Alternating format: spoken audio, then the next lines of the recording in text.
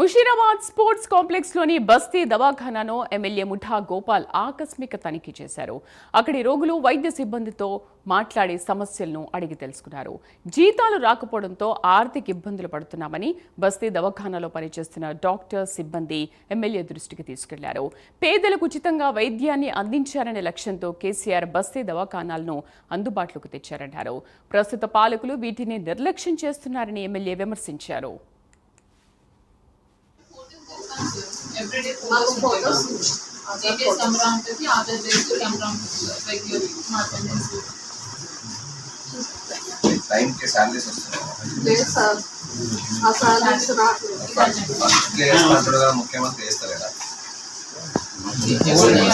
4 months అయింది. 4 months నుంచి salary లేదు వాళ్ళు. అంతకుముందు కూడా సేమ్ అంత. మాకు దసరా లేదు, ఏది లేదు, దీపావళి లేదు, ఏది పండుగలే లేవు మాకు. ముగ్గురు ఉంటారు సార్, 12:30కి వస్తారు. 1:30 వరకు ఉంటారు. వాళ్ళు కాదు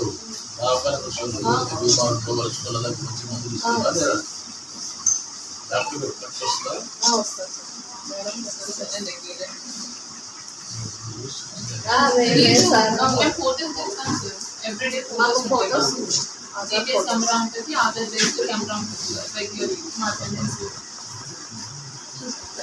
టైం కి సैलरीస్ వస్తున్నాయి. లేదు సార్. ఆ సాలరీస్ రావట్లేదు. ప్లేయర్స్ కంట్రోల్గా ముఖ్యమంత్రి చేస్తారు కదా. 4 months అయింది. 4 months నుంచి శాలరీ లేదు వాళ్ళు. అంతకుముందు కూడా సేమ్ అంత. మాకు దసరా లేదు, ఏది లేదు, దీపావళి లేదు, ఏది పండుగలే లేవు మాకు. ముగ్గురు ఉంటారు సార్.